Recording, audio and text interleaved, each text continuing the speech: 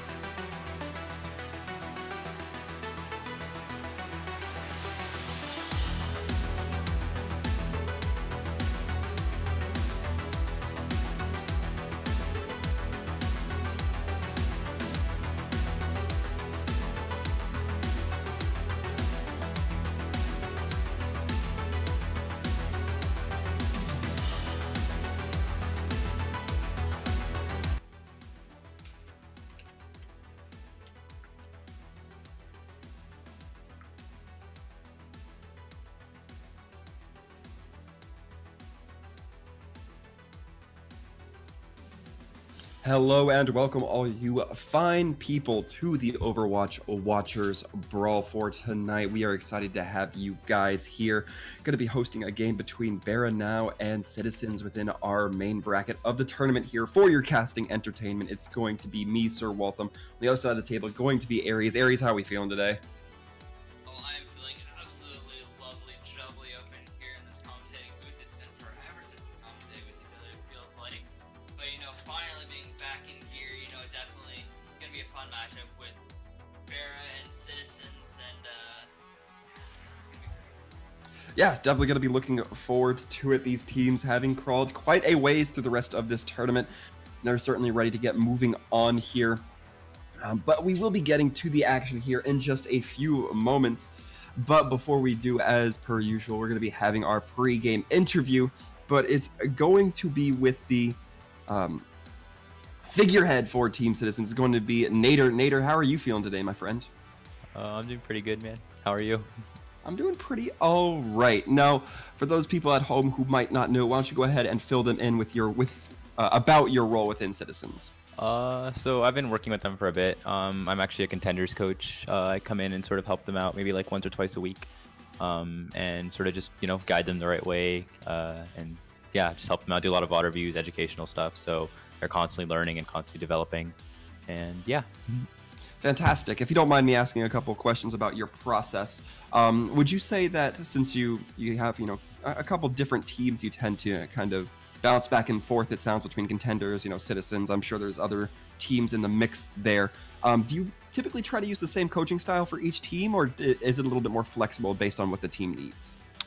It depends. It sort of depends, what the team sort of is. It depends on every team. Every team is different. Everyone learns in different ways. Also, every team is at different states in where they need to learn, right? Whenever I see a team, I always think of sort of a staircase. And maybe they're on step 2 or step 3, or maybe they're already on step 15, right? So depending on where they are, it's sort of where I start, and then I just try and get them better and better and better as possible, right? Fantastic. I mean, it makes a lot of sense. That is kind of what I was expecting. You can't, take a hammer to solve every problem. Sometimes you need a different tool, different tool kit even. But if we're going to go ahead and refine kind of our view of this, what would you say is your role within Citizens? Do you do more player style coaching, or is it more team macro level coaching? It's all macro. I do sort of guide the players if I notice something is wrong, like player developmental, there's micro issues, and I'll sort of say, watch this, or you need to focus on this, and I'll sort of give them some resources to sort of help them out so they're on the right path. But it's normally a lot of macro, team oriented, and then there is some micro which affects macro. But, right. Yeah. Fantastic. And I mean, this should be a pretty easy question, but how would you say you and your team are feeling going into this match? I think we're feeling pretty good. We had a new addition to the roster, and yeah, I think it's gonna be good. We'll definitely give them a good fight, I think, and I think we'll take the W. I'm pretty sure. But I like that. Never ever be overconfident or underestimate your opponents. So. Well, I think you can have a little bit. I think you can get away with having a little bit of that confidence. But without giving away too much, do you think from Citizens we're going to be seeing a lot of stuff that kind of breaks the mold from the standard triple from what we've been seeing? We saw it a lot yesterday. Do you guys have any kind of I would like pocket sands, anything hidden, secret tools that y'all might pull out? Yeah, it depends if the team wants to bring them out. There's a lot of strategies and a lot of stuff that we've been talking about and working towards that are a little more advanced and sort of on that top tier 3 contenders level strategies, not just composition wise, but more just strategies. And I understand there's also hero bans involved, so it's sort of I haven't even told them this heroes band, go do this, or if this happens, go do that. So it's honestly on them. So you just sort of get to see actually their game sense and see how they react to what heroes banned and what they end up going to play. Okay, a very player-centric team, it sounds. I like that. And one of the final few questions I have, do you know if Citizens have really kind of been studying their opponents, or are they more so going at this from this is what we're doing, we're just going to focus on refining that kind of aspect? I think they're just focusing, on what they need to work on and what they need to, do well, so they take the W. I don't think we've really looked into BarahNOW that much. I know they had a massive roster changes, so I don't expect them to have the same synergy that Citizens has. Most of the rosters, been together for almost a whole OD season, pretty much almost all members except for one. So, and even that other one member has been played with 2 of the other members before, so there's even pre-existing synergy. So I'm expecting sort of seeing a lot more synergy, but yeah. Yeah, certainly hoping that we will see that come out. We'll love seeing some good Overwatch. But Nader, thank you for coming on and answering a few questions for us. We're about to hop right into the action here, so I want to wish you and your team the best of luck moving forward. And once again, thank you for stopping by. 100%. Thank you so much. Have a great day. Absolutely, you too. Now, Aries, it's looking like our first map going to be Lijiang Tower. How are you feeling about that coming off of the last couple of games we've been seeing throughout the tournament? I feel like it's going to be great because I've seen some really good Lijiang Tower matches, especially with different compositions that we've seen. Of course, we're most likely going to have the May compositions be brought out, but there have been some different ones that I've been seeing, and I'm excited for it. And actually, I kind of want to go through a rundown of how each team has gotten here to this point. Of course, we're in the semifinals, going into the finals, and of course, we're going to Lijiang Tower. But quickly, before it all starts and we get the compositions, the Citizens, they won 3-0 in their first match in the main bracket, and in the second round they won against SK Raccoonians 3-0. and then also one against Team Nevermore, which they have a chance to go against in the finals or either the lower bracket finals. And now they're here in the semis.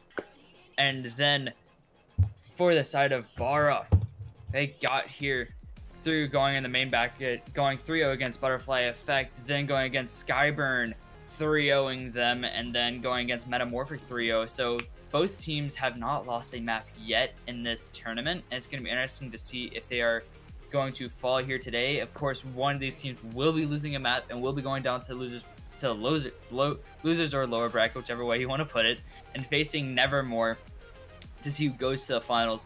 So who and what do you expect from Lijiang Tower?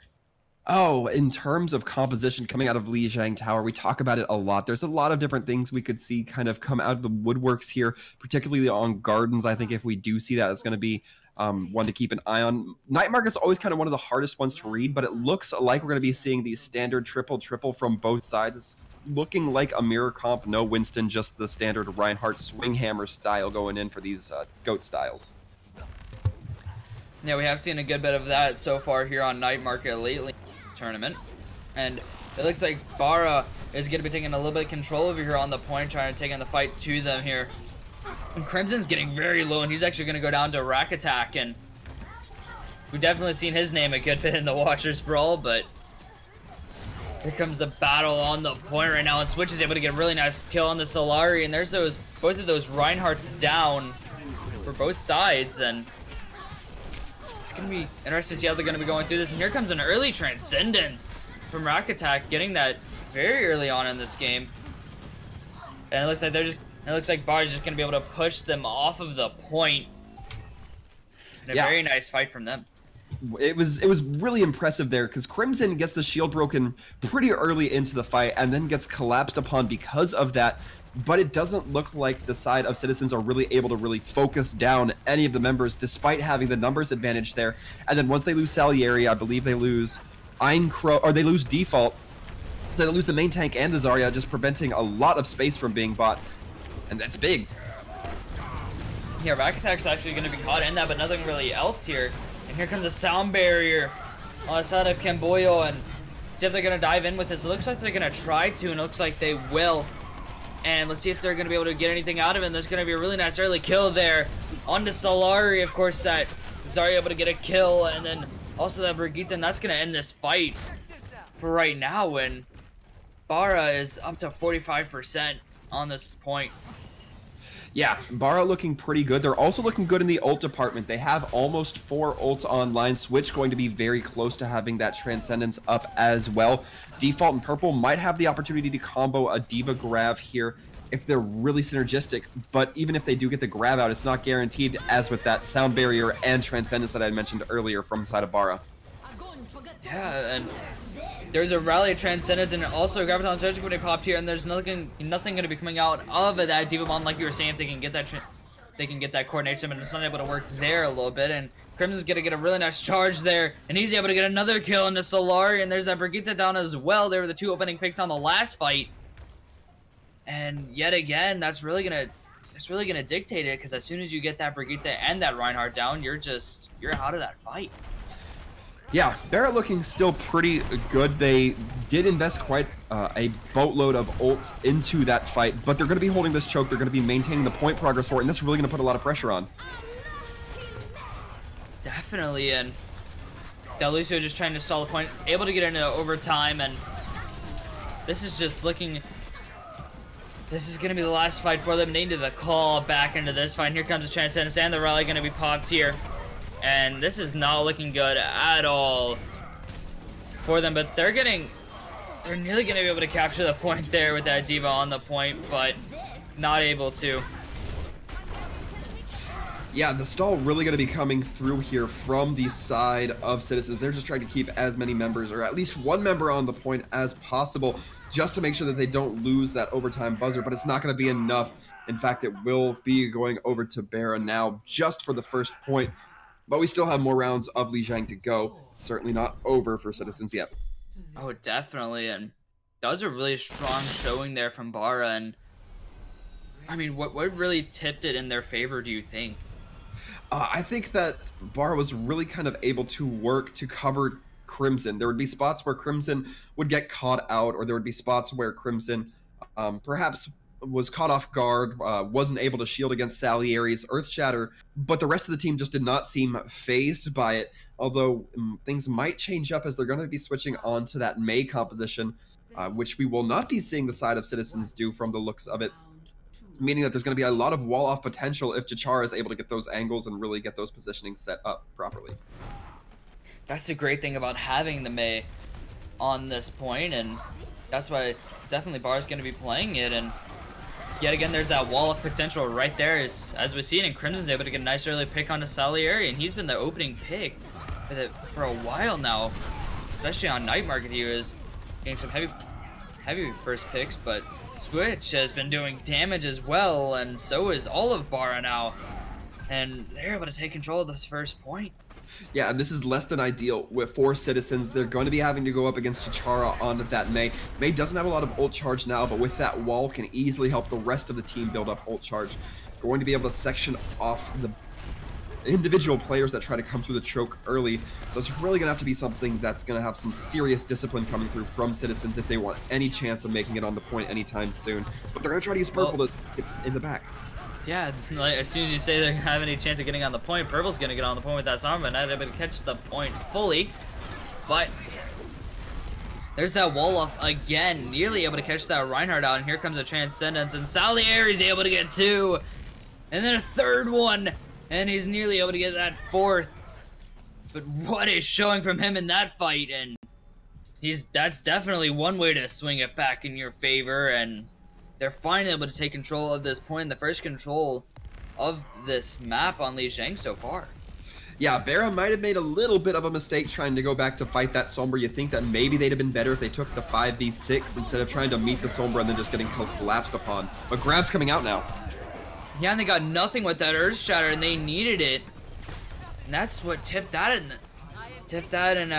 Barah's favor. Definitely not able to get that shatter onto anyone, and definitely praying that it was, but there's that, and Barah's has control of it now again at 45% to the 30%, and Barah's looking to take control again. That ice wall is going to be coming up.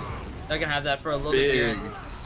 And there's a sound barrier, and Purple's on the point again, just causing a nuisance. And do you think Barah's getting too aggressive here? No, I think they're actually coordinating really well. Jachara sets up that ice wall, meaning that Salieri feels the presence to put their shield down. But as soon as they do, the ice wall drops, Crimson goes for the Earth Shatter. That's some really good communication. If they can maintain it, I think they're in a good spot. Might be a bit aggressive here, though. Yeah, that was perfect timing, though. Jachara literally popped that Blizzard as like milliseconds before the EMP came out. Yeah, that is very crucial. Purple not able to cancel that ultimate, meaning that a lot of the side of Citizens still going to be held up in that choke. Gonna give Crimson a little bit of time to really kind of get back and get into the literal swing of things. Yeah, the literal swing of things.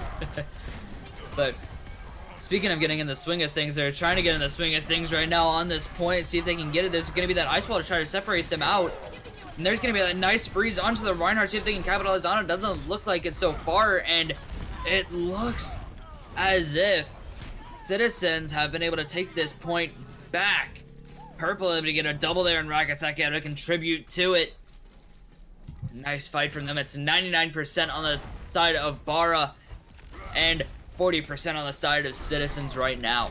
Yeah, Barah not looking in a bad position. Last time we saw them have to retake point, both sides had a grab, which is still the case here. However, both Zenyatta's also going to be having that Transcendence up to keep their teams alive, so maybe not as effective this time around. They might be trying to get the Trance popped from Rack Attack a little bit early, but Switch going to be having that grab go online as well. And here comes an ult sandwich coming in here, a jambalaya, if you would say. Every single ult being popped, it seems like right now, and there's a huge EMP onto 4 there, and Jachara able to get 3 so far, add a 4th onto that one. And he is definitely doing some works, and he's able to catch that Zarya out. Yeah, that was some real good opportunity there. We're going to be seeing the switches come out just to buy a little bit of time. Einkrou on this Doomfist just to get onto the point, but it's not going to do much. Yeah, with the first time around, not going to be sufficient enough to really get where they need to get. And BarahNOW going to be taking this in a nice two-round point. Yeah, and they're up 1-0 or 1-0 in this series if you like soccer or football, wherever you live. It's a great sport, but so is esports. It's also a great sport. But anyways. As an esports caster, I would definitely have to agree, but that does, of course, mean that BarahNOW going to be taking the early lead in this best of 5, first of 3 type situation.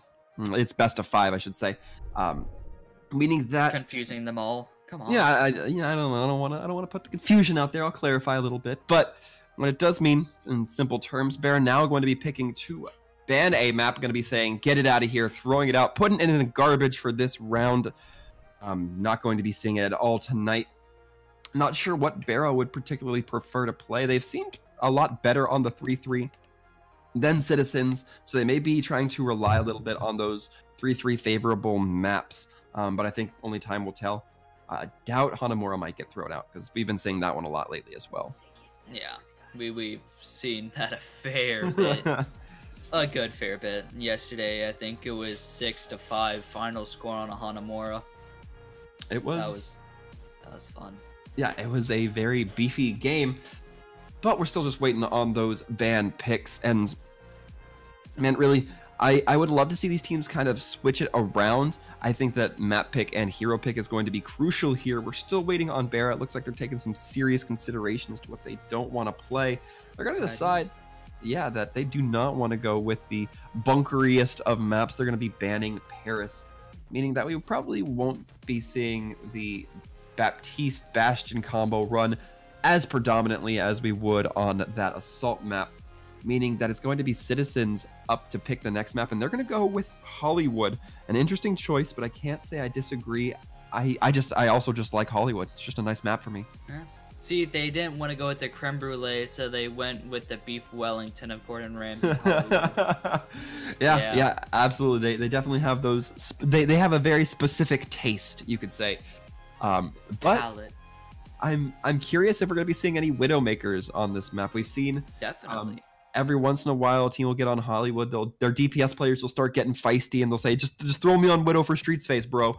And then we'll see some Widows pop off. We'll see some Widows not, and you know, it's kind of the give and take of the map, but it's very much so a possibility. Hollywood, not one of the strictly defined triple maps we see a lot of times on defense. You'll see a bunker style held up in Cafe. So there's a lot of different options I think the teams are going to be looking at moving forward. I think it's only a matter of time just to see what heroes get banned, and then we'll get rolling here. Yeah. Just to clarify, when you say the DPS say, "Put me in Widow, bro," they're also wearing a Thrasher hoodie.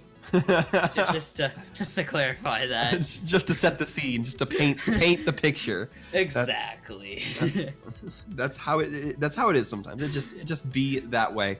But it looks like Lucio going to be the hero that does get saved, meaning he is definitely available for choice in the coming map. Doesn't really do a whole lot though. Lucio, one of the more common saves, and even one of the more uncommon bans that we see come through here. I don't know if BarahNOW is really trying to save the Lucio or just doesn't want to give anything away by saying that. But they will be in charge of picking the map side here. And we talk about how teams, you know, based on whatever position they sit on in the first round, can really kind of set the pace for the rest of the game. Yeah, that definitely can, and they will be banning Mercy. Well, that's interesting. Yeah, I talk about how when the Mercy bans come through, it starts becoming less likely for the Widow to come through. The Widow can rely so heavily on the Mercy's damage boost as well. The res is so much easier from a longer distance where you don't have to worry about so much burst damage aside from maybe an enemy Widow.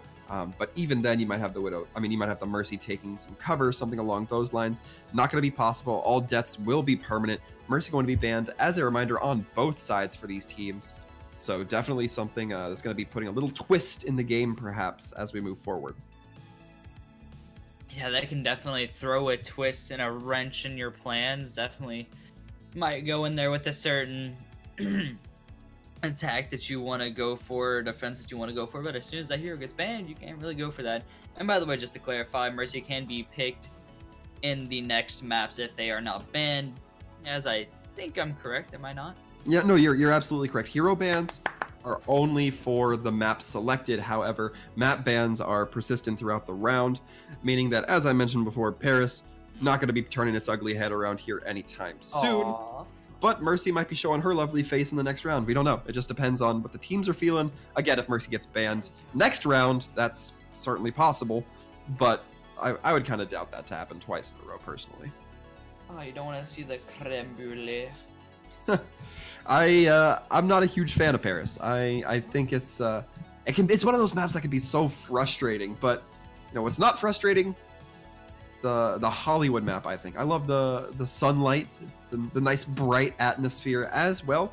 I always like a little bit of hybrid play. I think a lot of times Assault can be one of those maps that, or can be that map type that tends to either be really quick or, you know, drag out forever. I feel like Hybrid's a nice middle ground in that. Yeah, and then you have control points. Which that just feels like a death match sometimes. Like last round, it felt a little bit less conjoined. It felt a little less cohesive. But this time around, big words. You know, Waltham loves the $5 words. Oh, dictionary. God dang it. Why you gotta do this to me?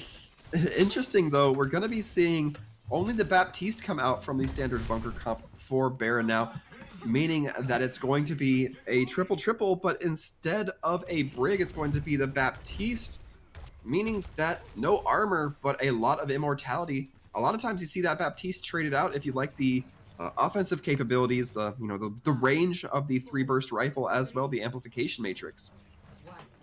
Yes, for sure. And you know, I wouldn't mind some immortality. To be honest here, I think I'd rather have immortality than armor. But anyways, that's just talking real life. But here we go, going into this fight. There's a really nice early pick there from Switch. Definitely switching it up here with that early pick, and Crimson's gonna get really aggressive here, and so is all of Bara. And Citizens is just gonna back out of this, and that's gonna be that nice early fight there done because of that Zenyatta getting picked off very early. Yeah, not going to be building a lot of ult charge based off of that first fight, but when the basis of that fight is just a Zenyatta's health pool, it makes kind of a bit of sense. Maybe seeing the rotations come through for Citizens, or maybe not. Yeah, maybe not. Rack Attack getting absolutely melted.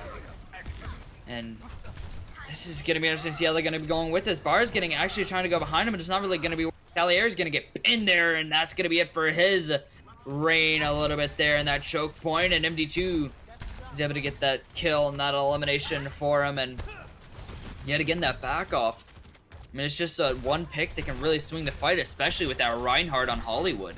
Yeah, and Citizens not quite seeming decisive enough here. They were attempting to go through security, but then the Crimson drops down, and some of them immediately back up and do kind of a stutter step thing. It doesn't really work for them. They need to either get on the point, get into that little side room, or absolutely back off. There should be no middle ground.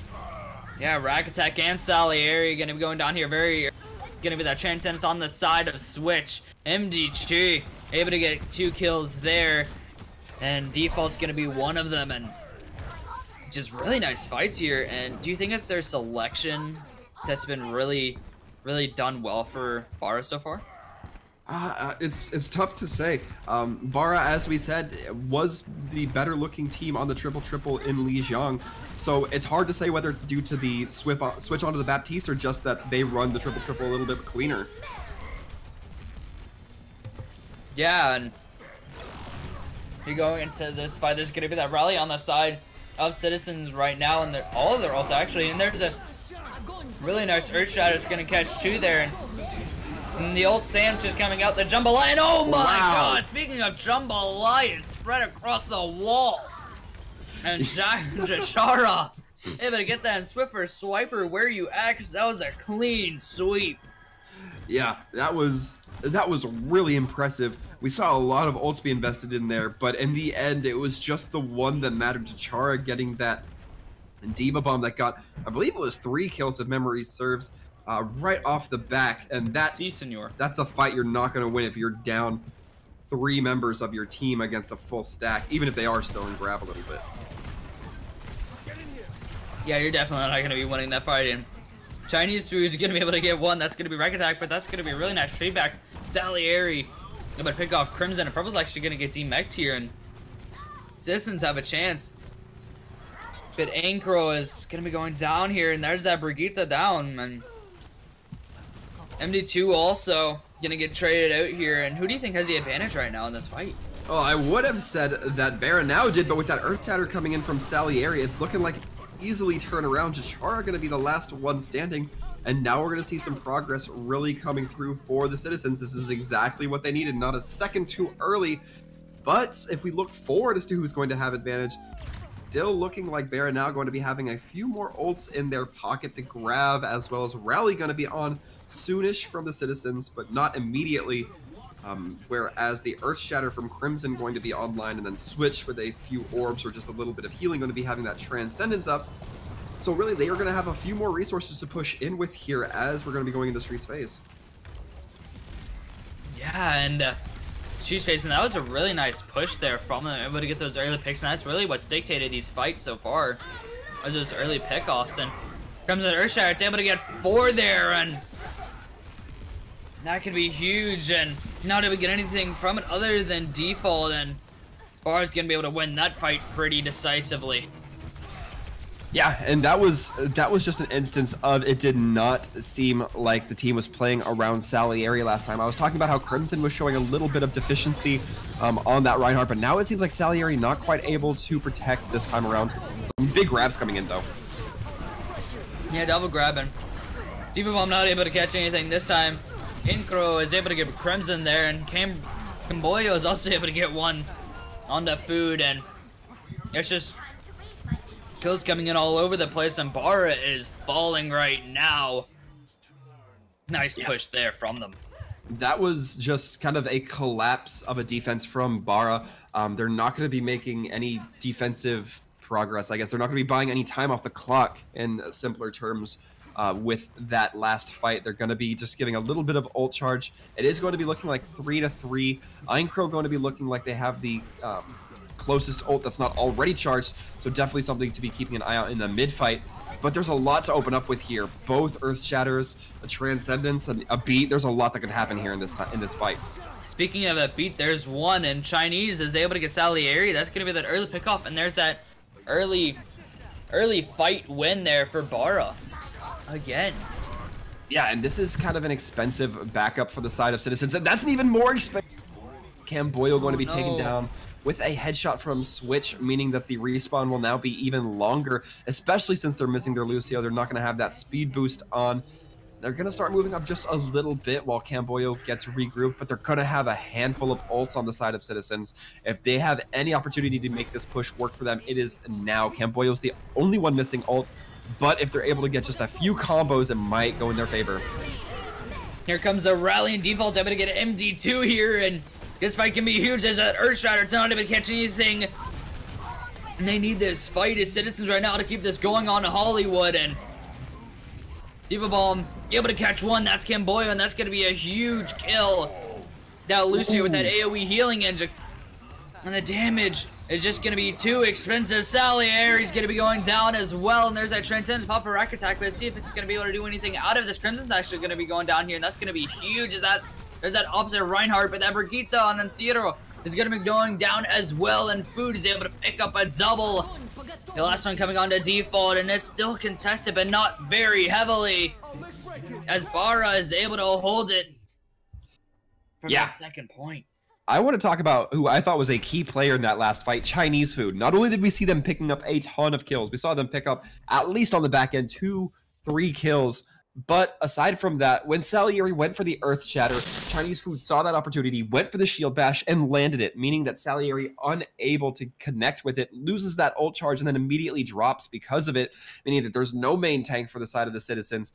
That's some really good Brig play that you like to see. You don't often think of Brig players as having a lot of skill, but when you see plays like that, you know that at least at the higher levels, there's definitely some higher level thinking that needs to go on there. As a break main, that hurts. I just said that. I just say what the people think. I'm a man of the people, Aries. Okay, Dwayne Johnson. Okay, I see him. Over here, people's champ. Uh-huh. With that said, we're going to be switching sides here.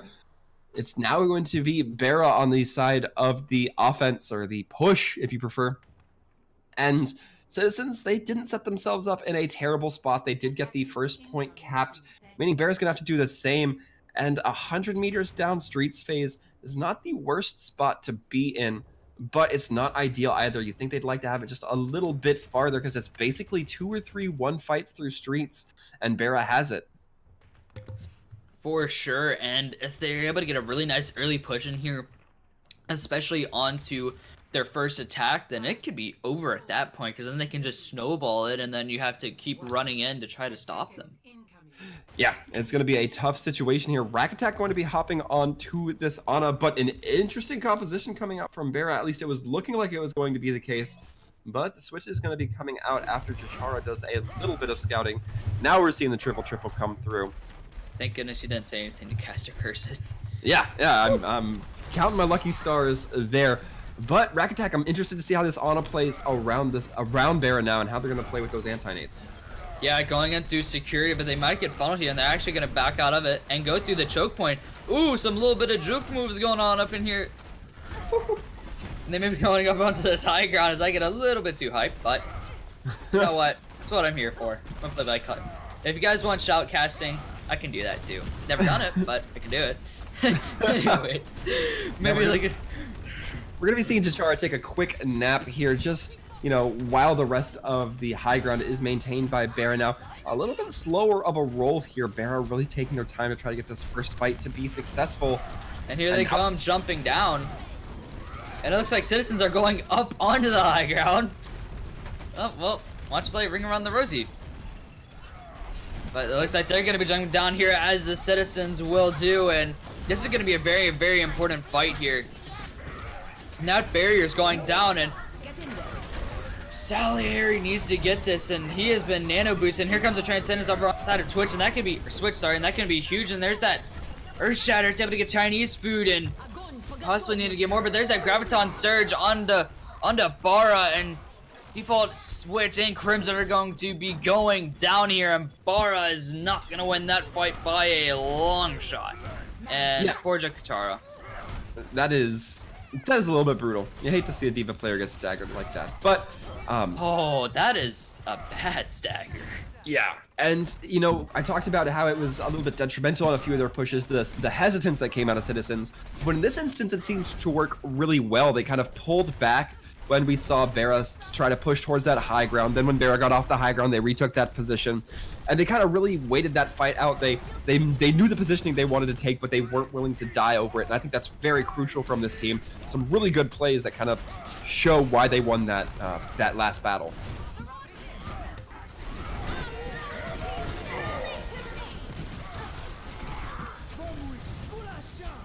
We're going to be seeing a sound barrier come out from the side of Nuv. Will not be enough to keep Chinese food. However, D.Va Bomb going to be coming through. We'll see if it lands anything. Not able to get anything. Yeah, that sound barrier is able to protect them there. And Salier is actually able to get Crimson there, but he's going to go over exaggerating here, and he's going to be punished for it, but not able to. But before getting MD2, and Raka is actually going to be going down here, and so is Nub. And that's going to be good for that fight, and some really nice play there from Salier, able to get 2 before he goes down, and those are the 2 important kills. Yeah, very much so. Barah now in a very tough position. They have just under a minute to get the first point fully capped. They really need to kind of make a breakthrough here, but they don't have a lot of ults, and they're going to be going up against not only a Grav, not only a D.Va Bomb, but also the Nano Boost. It's going to be tough, especially if Default's able to maintain that high charge. That Nano Boost onto the Zarya can be absolutely killer. Absolutely, and Rack Attack does have that Nano Boost. It's going to be interesting to see if they use it on, I would presume, that Ryan. Here comes that Graviton Surge, and there's a huge anti-nade. Absolutely monstrous one. Crimson's going to be going down here. Jakar is really low, and so is Chinese food and MG3. That every ultimate is coming out here. And Jakar's gonna be demeched, and it looks like Barah's not gonna be able to get anything on Hollywood. We are tied 1-1 in this series. Yeah, that will of course mean that Citizens are going to be taking this map, going to be tied up 1-1. And man, Barah did not look like the team they were on Lijiang. They looked much more dominant on Lijiang, but this time they couldn't even get any progress on their first attack. That is a little disappointing. I don't know if things would have been any different had they actually managed to break through and gone to Streets phase. It probably would have been a little bit easier for them, but in this instance, they still just could not make it work. They gave it their best shot, but sometimes, you know, you just don't make the plays that you need to. For sure. And do you think it was composition switches they didn't really pull off well enough that really killed them on their offense? I'm not quite sure, because we saw a lot of very good anti-nades come through from the Ana. I think that was kind of a big factor of it. It just did not seem like the D.Va on the side of Barah was doing a whole lot to really pressure that Ana. And you know, we even saw the D.Va get slept once or twice by the Ana, and you can't be allowing the Ana to deny your team of that value. You need your teammates and your team your team composition to be fully operational, which just can't happen if you're taking a nap above point. Yeah, that definitely can't be happening if you're just laying there like the koala. But a quick ban onto Junkertown, and BarahNOW will be selecting their next map, and it will be definitely intriguing to see what will be coming out for their next map. And of course, like you said, they were playing 3-3 better, but after that map, do you think they were playing 3-3 better? It's hard to say. Their defense, I'd still be saying, yeah, it looked pretty all right. They didn't let them get to that that second point, which is, you know, a pretty survivable, you know, win condition on a lot of teams. But their offense just looked so meager. I don't know if they were just trying something a little bit different. They were, obviously we can't hear the comms or anything like that. Maybe they were trying a different comm style. I'd kind of doubt it. And maybe it just didn't pan out for them. Maybe they weren't in the right headspace or something like that. It's still, at this point, it's honestly too close, in my opinion, to make a call on which one runs the better goats, comparatively to Lijiang. Yeah, and goats is one of the bigger compositions that are out right now, especially with this meta. And I mean, of course, you know, Baptiste was supposed to be the air quotes goats killer, but yeah, every commentator wishes. But yeah, that we do. It just didn't seem that way. But I would like to say, you know, BarahNOW still kind of able to do what a lot of other teams have been unable to so far. The Citizens have not dropped a map yet. That is prior to the semifinals for the winners, or for the main bracket. That means that Barah able to draw a little bit of blood, show that Citizens are mortal, and I think that's going to go a long way. Citizens might be sweating this one a little bit more. They've had, if I remember their words correctly, a little bit of an easier roll time going through the last couple of fights, and I think that now they might be getting the match they're looking for. They might be trying to crank down on their skills, really trying to tighten up a little bit, get back into the swing of things. oh, definitely. And Oasis will be picked for the next map by the Citizens. And by the way, I know we haven't slid this in here yet. I know I've been able to sneak it in some other places, but I think you know what I'm talking about. Three little letters. You know, acronym for 3 words. MVP, most valuable player of the series. Of course, you don't have O and S for series, but you know what? Scrap that, push it to the side. We're not talking about that. But you know what? If you're on Twitch, go ahead and vote for your MVP of the series so far. You might want to hold on to it. You know, not 4, not 5. You know, just sprinkle a little bit in there. You know, some of that in there. But you know what? Hold on to it. We've had some really great plays coming out here, of course, with that 3K, that awesome 3K that came out from Jakarta. But we've also had some really nice plays from Saliri and also Switch and everyone really in this server right now. We've had some standout plays from them. And of course, I just said out. If you don't know, I'm Canadian. No. We're not a different species. We're human too. But you know what? We have that MVP. If you're on Twitch, go ahead and vote for it down in the bio. If you're on D-Live, you know what? Go ahead and head on over to Twitch. You know, hit us with the Twitch Prime. Or just regular sub or a follow. You know, just hit us up with some you know what? It's awesome that you guys even come out and watch. We thank you so much. You know, you guys are the reasons why we do this too. Come out, and the teams, of course, you know, teams are here for the prize money, but that's beside the point. You know what? You guys are here. You guys are enjoying yourself. You know, kick back, grab some popcorn, grab a rib. I don't know what you guys do. If you're vegan, grab a vegan turkey. I don't know. Grab some tofu. You know, just have it. Both teams are ready, or one team's ready, and you know that's BarahNOW. You know, citizens. You know, they need to get together. I'm just kidding. But you know, I'm just rambling on trying to get this fill some time, but yeah, that's what I'm here for. Little bit of filler, but let me ask you a question, Aries. Based off of just Hollywood alone, we were talking about it a few seconds ago. Do you think there's anybody that stands out as, you know, a player that is definitely more viable than the rest for that MVP vote? I want to hear what you would put if you were in that Twitch chat. What I would put. I want to hear a little bit of caster bias, right? Ooh, do we really need this right now? I have my picks. I have my picks. Okay. So you're putting me on this. Okay, I see how it is. I'll say mine, and you can get to say yours. Okay.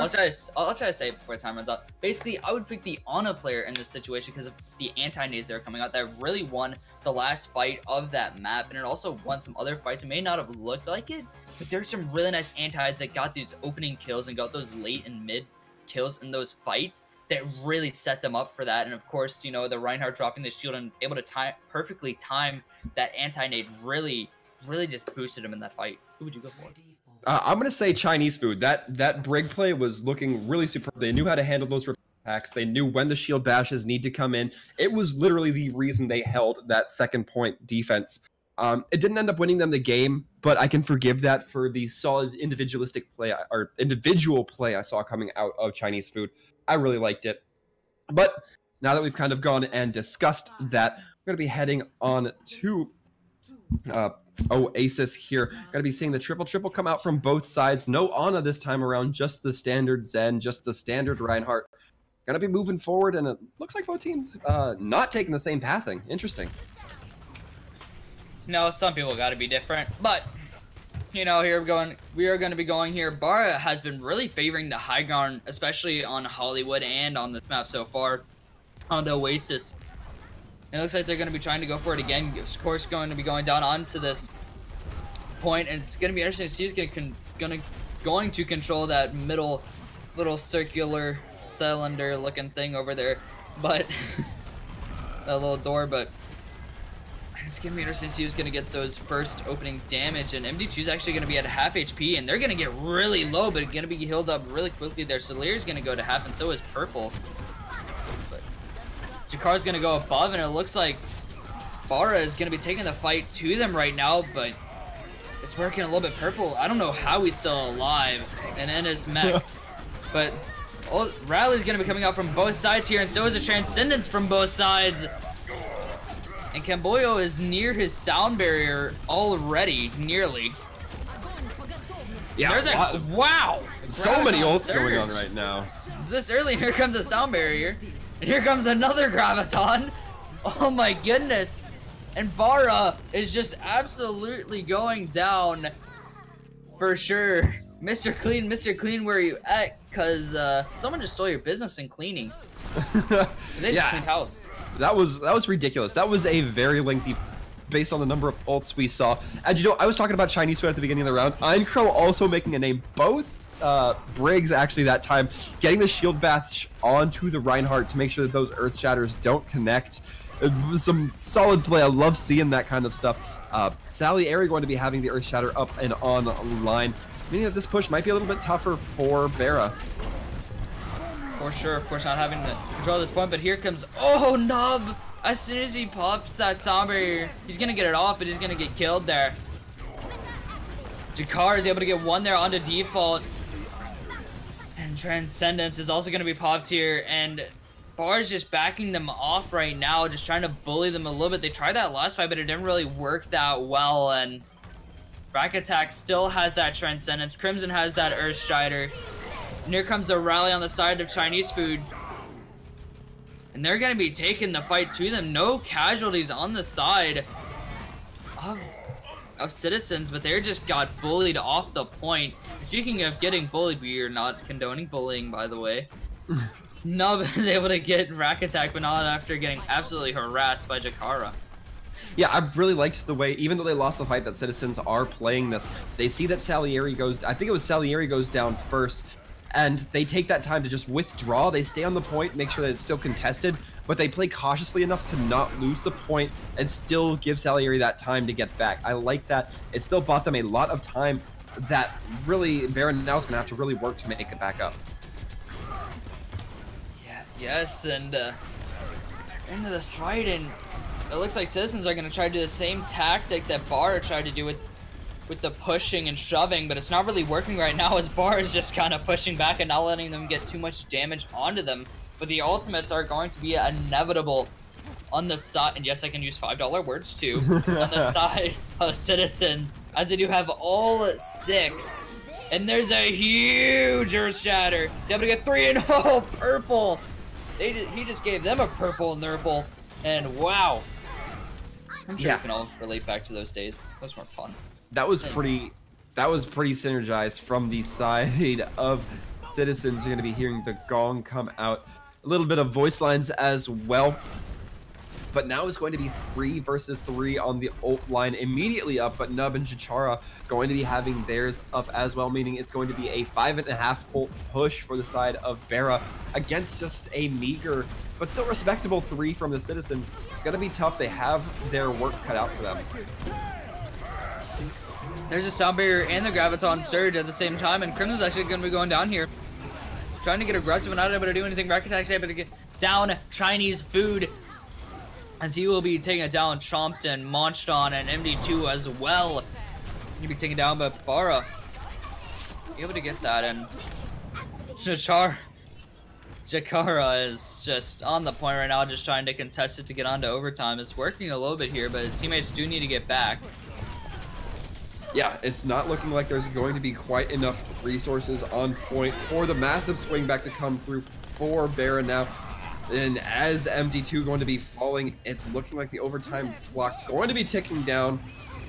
And yeah, it's not going to quite be enough, as we're seeing switch on that Tracer.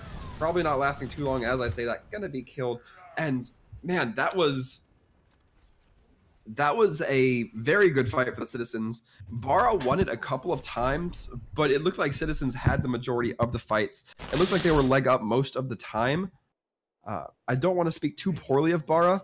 They're far better players than I, but still, they just did not seem to be as cohesive or as confident, maybe. Whatever it was, I think they kind of need to work on changing that, get back to what it was that won them the first round, even if it was just exploiting the mistakes that was made by Citizens.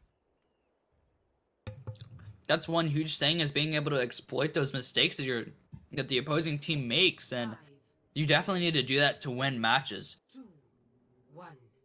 Yeah, very much so. We're going to be looking forward here. We see, again, the same composition that we saw previously.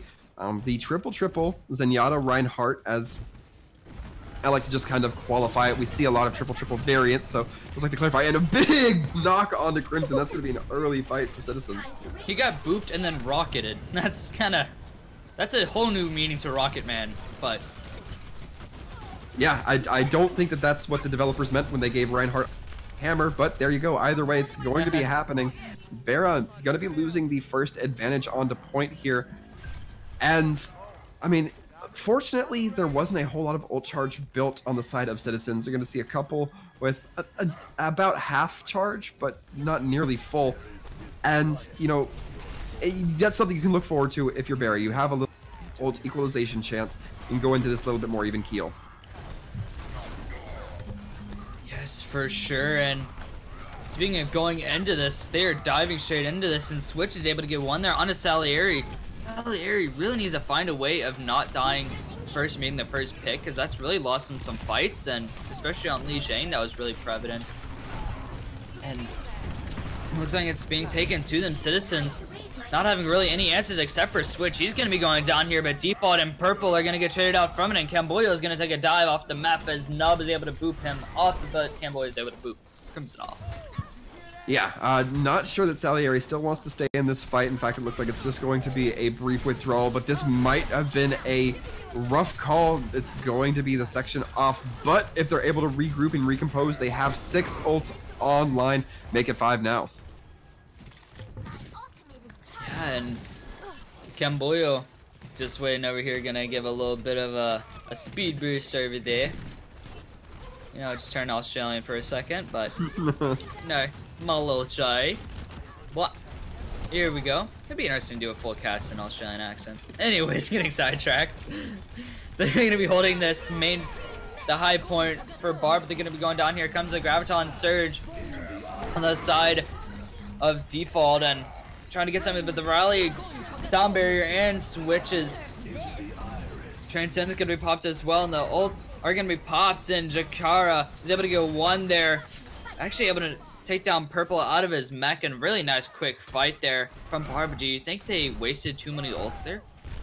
I think it was a lot of ults to invest, but it's hard to make the call.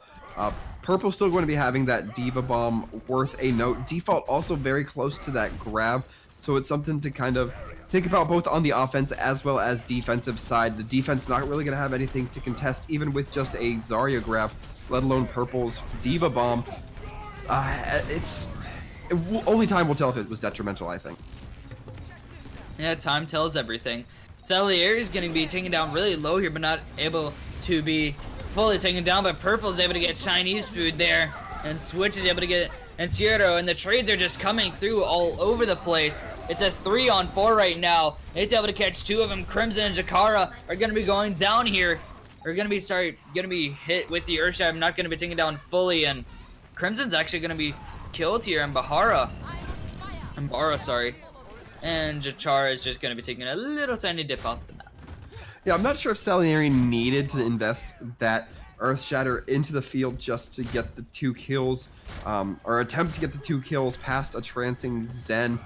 The trance had already been popped. There, you know, it was basically 3-on-4.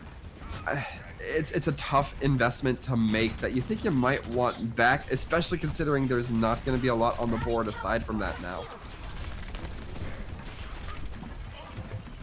Yeah, and both teams have really enjoyed having this high ground, but it looks like Barah is really liking and enjoying it more. But rallies from both sides are going to be popped here. Nub's going to be taken down early, and Jakara is actually going to be demeched, and they're just going to back off of this. Yeah, it's going to be just a little bit of a pullback coming in, but it's not going to be the side of Citizens who let up. They are going to continue to just get aggressive, slam dunk into the base of Barah, who now are in a really tough spot and have to make it to point. They have a few ults online, but again, they're going against a almost full stack.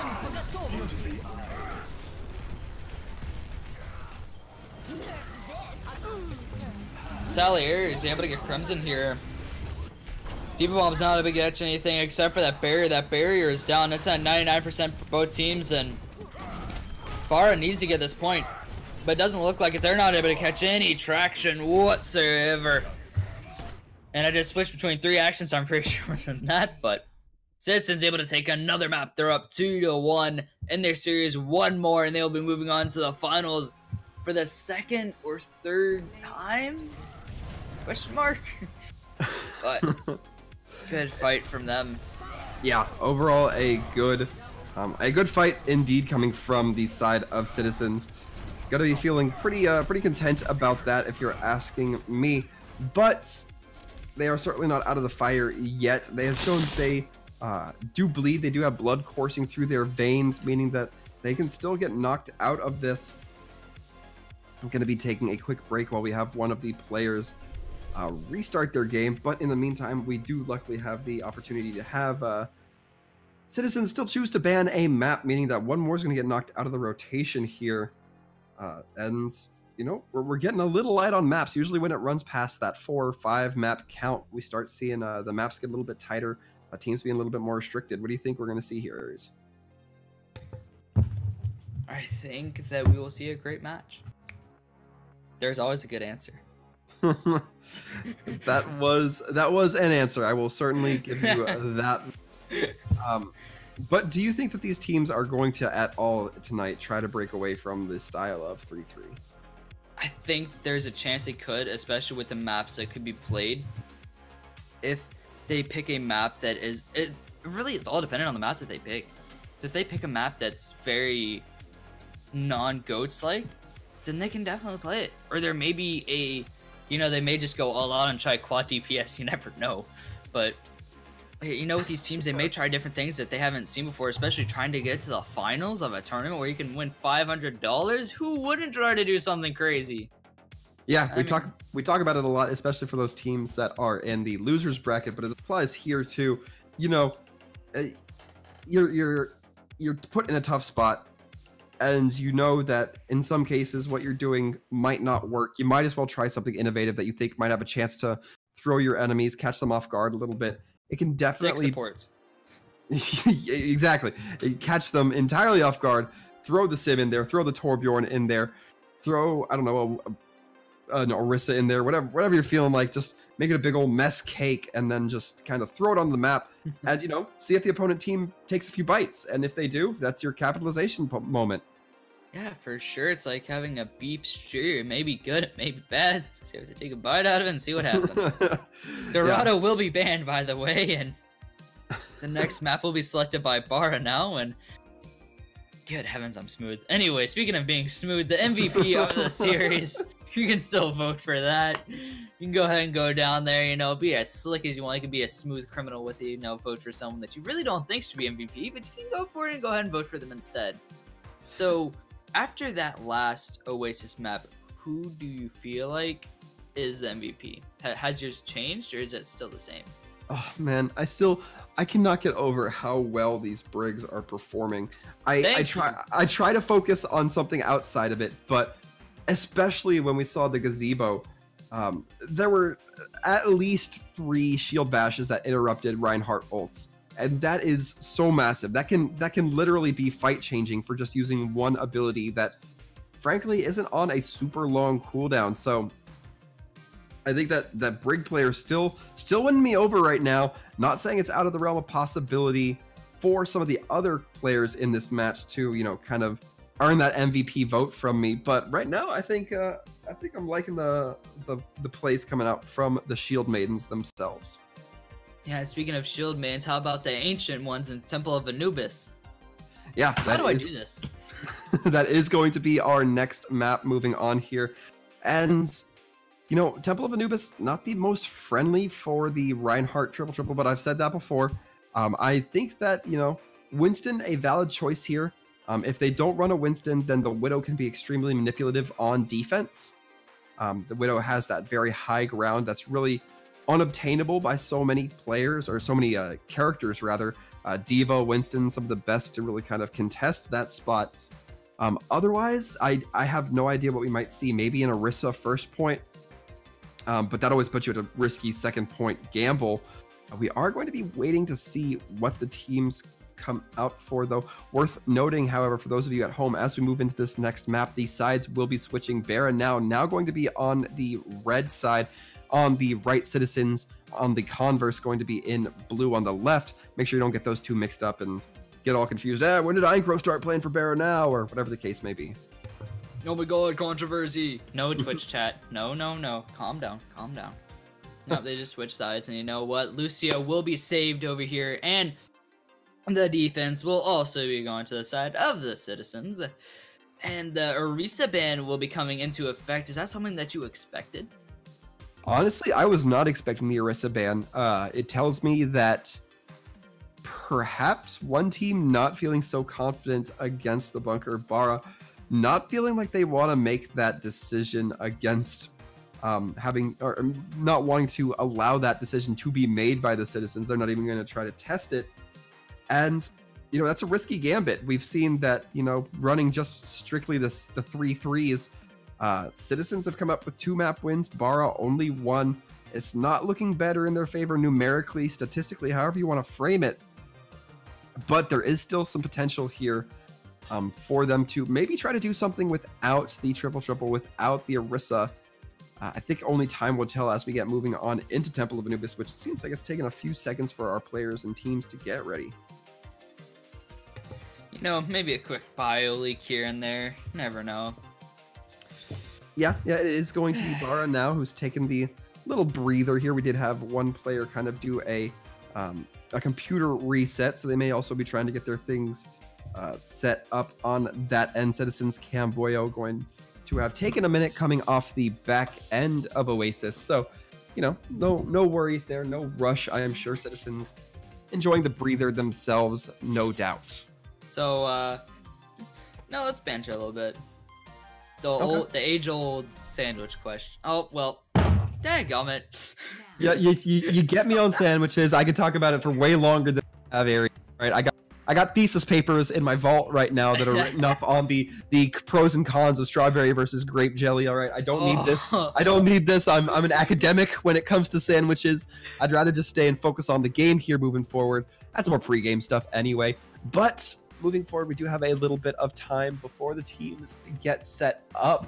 And yeah, this Orisa Cup really going to be throwing things kind of through, or the Orisa ban, rather, going to be throwing things through a loop. I'm anxious to see what's going to be hopping onto the field. Yes, and it will be interesting to see what's going to be hopping onto the field, like you said, because there's so many different compositions that you can see. Of course, that Widowmaker can be perched up on the top by the first point, and also they can go a little really, actually, aggressive and try to go on the choke point on the two arches and try to hold that angle, but that's really aggressive, and I haven't really seen many people try to do that lately. I remember early on that a lot of people tried to do it and they really wouldn't get punished, but they do get punished now, and I really don't think that they will try to go for that. Definitely a possibility, but it doesn't look like they will be going for that Widowmaker anyways. It looks like they'll be just going with that 3-3. Yeah, and I can't say I blame. It's a very risky kind of spot to play in. Chichara going to be hopping onto the Sombra, maybe just for a bit of scouting. But it looks like the 3-3 is actually going to be on the roll out here for the time being, aside again from that Sombra, who will be swapping onto the D.Va. And now we'll be seeing the full... Wait a minute. Wait a minute. Chichara. What's Chichara pulling up some antics right here? I like this. I'm liking what I'm seeing. Are we going to have to pull a report button real quick? It doesn't seem so. We're just using the teleporter to get through that choke very quickly. Okay. I like it. Chichara probably going to be going for the swap. Oh, yeah, Chichara going to be going for that swap onto the D.Va. Had me worried for a minute. Anyways, really wouldn't be worrying because that would be something interesting and cool, but yeah, definitely. Like I said, getting through that choke point, and they're going to be diving straight into this, trying to go focusing here. And yeah, they're definitely trying to focus right now. Default is going to be going down to half HP, and so is Chichara, and either of them going to be going down fully. And they're going to be going into the side room over here by the bridge, and just trying to pick off any stragglers. And Andrew's actually going to be going down here, as I believe he was a substitute. And Solari's also going to be taken down. Nice early fight there from Bara. Yeah, Bara's going to be taking that with very few kills going in either direction. It's only going to be the D.Va as well as the Ana, I think, but it didn't look like the side of Citizens really wanted to invest any more resources into that, and that includes giving up any ult charge. There will already be a few coming online for Bara, so they do have a kind of that early point advantage, but really the ult's looking pretty even for both sides. MD2 and Default exactly, with maybe a few moments of difference at that graphs level. Yeah, and here they go, going to be going on to this right-hand side, whichever way you want to play it. And here comes the sound barrier going to be popped, as well as Rally, and Rally on the other side. So, and a Nano to Monkey, I presume, and there's also that Graviton Surge on that side, and also a sound barrier, but give me notice to see how they're going to be using it here. As there's the Graviton Surge, and Default is looking for it, and there's some kills possibly coming from that, and definitely some lowness. And Chinese Food is going to be going down. Switch is able to get a double there. Andrew is one of them, and so is Purple, and MD2 is going to be taken down by Purple from the mech, and there's a nice hold there, and Bar is just going to exit it. Yeah, it was a very solid hold coming through from Citizens. They were able to restabilize despite a slurry of ults kind of getting thrown in there. And really, Chichara, that is painful, but they might be able to turn it in their advantage. Yeah, and it needs to be an excellent push here from from Bara, and I would expect us to go into this, and there's some heavy damage going on right now. Nub and Chara is getting really low, and Crimson is actually going to be taken down here. Transcendence is going to be popped from a switch out of how much damage there was. Soleri is going to be popping his Primal Rage now to be getting anything out of it, and Nub's actually going to be going down by default. And yeah, Citizens holding strong right now. Yeah, that they are. They're certainly seeming to be pretty dominant. And once again, Jachara going to be caught out, really stuck, you know, in that baby form for a little bit longer than they might like. But the finishing blow going to come from Einkrow's whip shot. And now we're seeing, again, the switches come through. Andrew no longer on that Ana. Salieri going to be onto the Widow. And, you know, it's just mirror comps at this rate.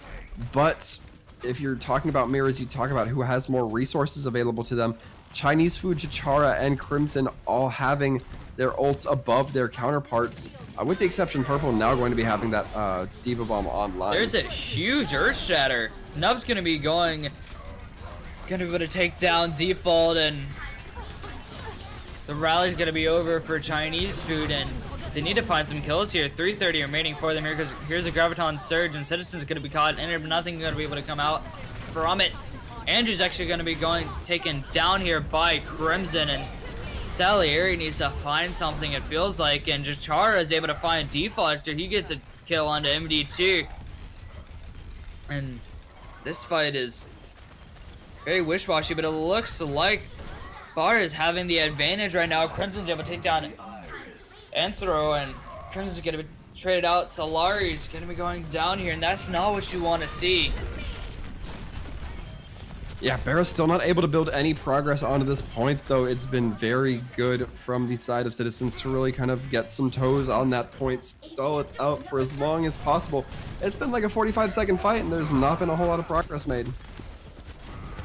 I mean, they've made progress in having the advantage on the point, but it's not looking like it right now. That really was the Lucio that held it for so long. They didn't prioritize it at all, and that's really what killed them. What's killed their time, but they're trying to fight back in, and this has been a forever fight. This has been over a minute, by the way, approaching a minute and 30. Delar's able to get two there finally, and that was definitely a win on the side of Citizens to be able to hold him for that long. Yeah, Citizens not going to be feeling too bad about that. They still have a 2-minute hold to go, though. Quite a few ults online, and they did have to switch to some unusual characters to do that. They had to switch onto the Doomfist, onto the Mei.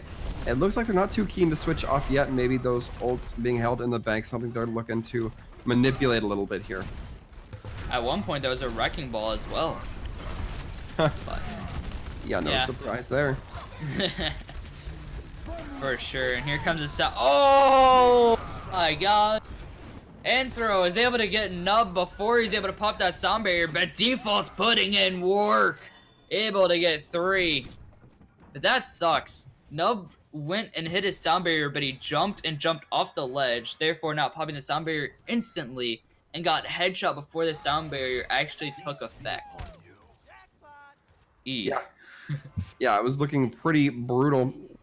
And now we are down to the last minute. This is where the side of Barah needs to make this push if they want, you know, a decent win condition moving forward. However, it's going to be tough. They are lacking a little bit in the ult economy department. But we'll just have to see. They're going to be taking this side route, maybe trying to catch someone out. And it's going to be... Oh, wow. Earthshatter is actually not able to catch anything. Crimson's able to get purple, though. This Blizzard could do some work. It doesn't look like it, and... Speaking of Blizzards... Huh. This is not looking too spicy for them right now.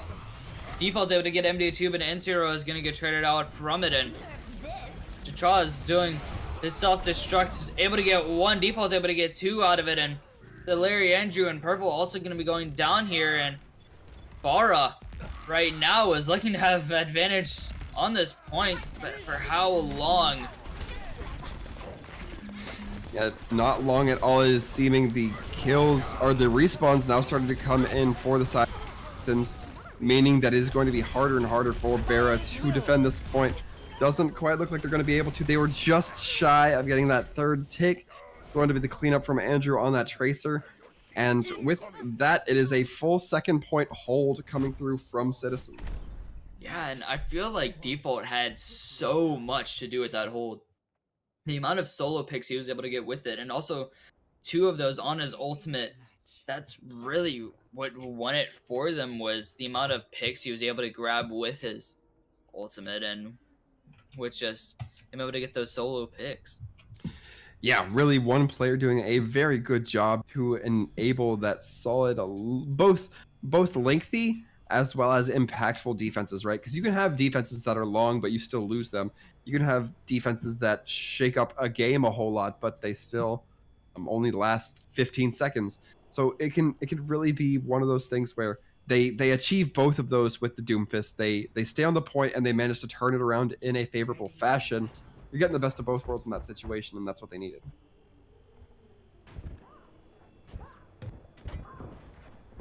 You definitely want to make the best of your situations, especially switching off onto that Doomfist as a last-ditch effort, and with that, they actually got the ultimate really fast, and that's really what prompted them to stay on it. I don't feel like they would have stayed on the Doomfist if they didn't get that ultimate, but since they did, they stayed on it, and that's really what won it for them. Yeah, very much so. However, not going to be seeing a Doomfist roll out on this first push, I imagine. But we will be seeing Chinese food on that Baptiste again. This team seems a little bit more familiar with running the Baptiste outside of a bunker comp than you might have expected. And I'm not against it. I like that the Baptiste is kind of being brought in a bunch of different kind of styles here. Yeah, and this is going to be a very interesting composition. Like I said, the 4 DPS, I called it earlier. Just going to point that out. Called it. But they may switch, they may not. And there's that damage that can happen. MD2 definitely going to know about that. And Inchiro is going to be credited with that one. And Purple's getting really low. And Citizens having a really nice attack here. Looks like they might just take point with ease. But I say that as Bar is putting some effort into this stop right now. They're able to get 1 tick, nearly 2. And Citizens may just be backing off of this one. And that was a fight that, you know, was pretty quick. It took just about a minute. They got their progress they needed. And, you know, they pulled out when they needed to. They didn't make that be unnecessary. And that's pretty admirable, if you ask me, from the team. Varian. Saliri's able to get 1 there onto Chachara. And Switch is also going to be going down here, but Inciro is as well, and that's a huge pick off that pharmacy.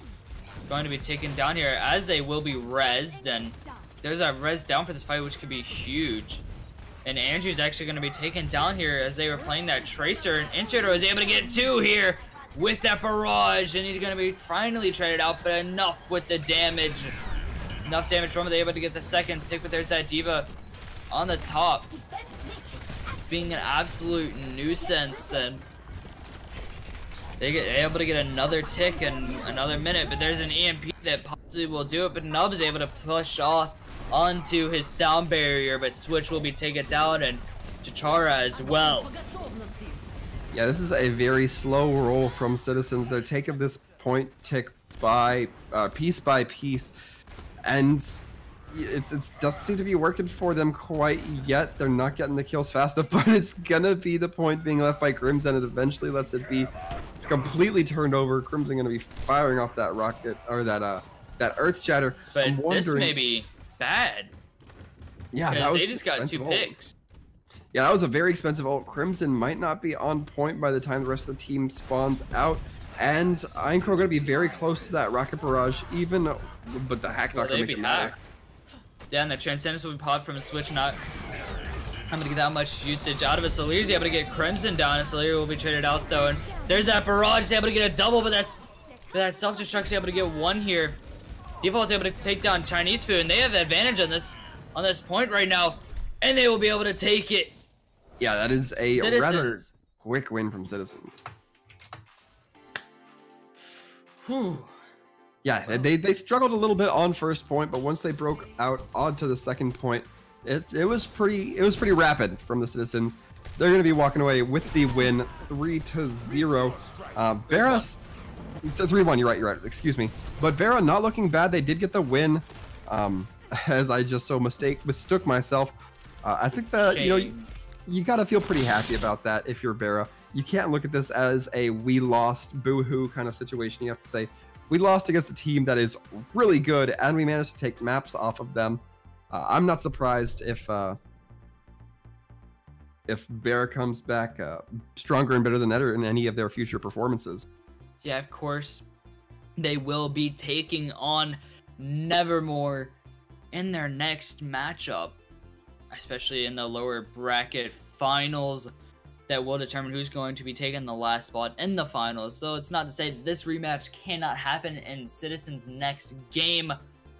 And also you can vote for your MVP, as we have someone who could possibly be your MVP if you ever voted for them. Default is over here from Citizens, and Default, congratulations on your win, and congratulations to going to the finals. Thank you so much, man. I appreciate it. So Default, how are you guys feeling after that fight? Were you guys sweating it a little more than you guys had in the previous ones? They seem to give you a little bit Definitely. I'd say 100%. Yeah. We went in there, slacked off obviously, as you saw a little bit. Then we started kicking up a notch, had to sweat a little bit harder, and we ended up coming up on top at the end. Yeah, absolutely. I mean, I think it kind of showed through there. We were talking to Nader a little bit earlier in the cast, and they said you guys were pretty confident. And you thought this was going to be a fairly simple game, pretty straightforward. But I'm glad we got to see not just a complete roll. It definitely looked pretty even-sided. How's your team coming off of that? Are you guys kind of taking a sigh of relief? Are you guys already looking ahead, or? Yeah. Like we're looking towards this finals. I think we are all like a little bit kind of stunned, I guess, at the first game, because we didn't take them as seriously, right? But then once we understood how to play correctly, then we just kind of we played our game. We weren't comfortable, we were a little nervous, and then played our game and we did well. So we're definitely looking towards the finals and hopefully looking to clap those guys as well. Absolutely. Definitely look forward to watching it myself. With that being said, you guys ran the 3-3 most of the time. It was the what I would call the most standard 3-3, the Rhine Zen 3-3. But if I'm not mistaken, there was an Ana that got brought out on Hollywood. Is that correct? There was, correct. That's what we usually run an Ana on that spot, precisely for what you saw, like those biotics. Mm-hmm. They're usually really devastating against teams that don't know what to do about them. So. Yeah, do you think that and me and Aries were talking about that exact thing. It was Andrew, I believe, on that Ana, if I'm not mistaken, and they were looking really good with some of their cooldowns. It looked like they caught BarahNOW out with not only just the antis but the sleep darts as well. Yes. Was it more so because of that high ground leverage? Yes. Definitely. Okay, and that's that's kind of the strat that we have behind it. Is just that the high ground on the opposite side, so that if they push us, no matter which way, we can get a pretty solid biotic any which way they go. So that's probably why they banned it the next fight. Yeah. I mean, it definitely seemed like it. I mean, obviously, Barah was feeling a little bit of the pressure, considering that that ban did come through. But I mean, kind of getting away from the match. You're just coming off it. I don't want to overload you. Now we'll talk about just the game in general now. When you play for a tournament or in a team, I imagine you have a more defined role. But I like asking the question: is there a character when you're just goofing around on ladder or in your quick play games that you just like to sit and relax and have a good time with? Honestly, I'd have to be Doomfist. I just love Doomfist so much because he's just such a fun hero because you don't really have to think with him. You just right click and you kill people, and then you just press buttons and they do damage. With Zarya and Goats, oh man, lots of thinking goes into the bubbles, into the grabs and the proper locations, and are you beaming the correct target? Because of one simple mistake and you lose the entire match for your team. A Doomfist, I mean, you hold right click and you get a limb, you win the fight for them. So it's so fun with him. Yeah, I've been getting the Doomfist answer a lot lately, and I wish I could relate, but I've just been throughout my entire gaming history, I've just been so garbage at the Mortal Kombat, the Street Fighters, to even be anywhere near good with Doomfist. Yeah, you have to truly be blessed with good genetics, I guess. I honestly don't know. But it's a genetics thing then, I guess. Yeah. But yeah, Aries, did you have any more questions for Default here? What is your mindset going into the next game, especially against Nevermore? Have you scouted them so far in this tournament, and how? I have myself personally. I don't know about the team. Personally, I've watched a couple of their games. I think we've played against them before. I can't recall. But I mean, we definitely will scout, put our work in, take it like we always do with every single game. We're totally prepped for this, so I'm confident in our win in the next fight. So, Default, do you want to put in your early prediction for you guys going into the it's interesting. Into the main finals here? Not against any teams or anything like that. Are you telling me getting in that 3-0 confidence vote early this time around? No, I think we'll lose one. I think we'll lose one, okay, but we'll win the rest. Okay, I like it. Yeah, I can respect somebody who has a little bit of humility, a little bit of I don't know the word for it, but humbleness. So I can definitely respect that. And who knows, it might even be Barah moving forward. They might come back from this. So it's just really going to come down to between them and Nevermore. Whoever wins that game, it'd be a little bit funny if we saw a kind of a repeat here. Yeah, of what we saw tonight. But either way, it's definitely something that I, as the caster, and I'm sure all of our viewers at home are going to be looking forward to. Awesome. Yeah, well, I don't have anything else. Aries, are you anything on your mind that you're looking? Other than I'm looking at the MVP of the not the tournament, jeez, of the series so far. And you may need to help me with this name because I have absolutely struggled with this name this entire series. Ainsuro? Sure. Yeah, so I think Ainsuro is your MVP. You mean AENCRO, that guy? Yeah. Yeah. Ancro. Just say Ancro. Okay, I've said it with the Spanish accent this entire time. So Ancro is your MVP, voted by you guys. Thank you guys for coming in and watching us and giving your MVP. And of course, we have Default here, who is on the winning team of the Citizens. Thank you for coming in. Congratulations, and cannot wait to see you in the finals. Yeah, best of luck out there, Default. Now, thank you again, all of you viewers at home as well, for tuning in with us, sticking around, catching a couple of games. This has been the Overwatch Watchers Brawl for your casting entertainment. One more time, I have been Sir Waltham. You can catch me on Twitter and Twitch at Sir Waltham. And on the other side of the table, we have me. I have been Aries, your play-by-play commentator for today. We also Sir Waltham, like you said, and heard before, and we've heard him all the time. You just want him to shut up. I'm just kidding. You don't really want him to shut up. He's the great. He's the best color commentator I've ever commentated with. Oh. Yeah. Cheer. But anyways, yeah, he's been our color commentator. I've been your play-by-play commentator. You can catch me on Instagram, Aries_Thompson, ARES. Yes, Greek God of War. There you go. Yeah, so scary. Woohoo. And then you also have the great and lovely Refused over here on the production team. We would not be here at all if it wasn't for him, and you guys would not be watching this awesome broadcast. I'm pretty sure it was EU broadcasting as usual, unless it was that 2-minute black screen again. Cough. But we just choose not to talk about that. Yeah.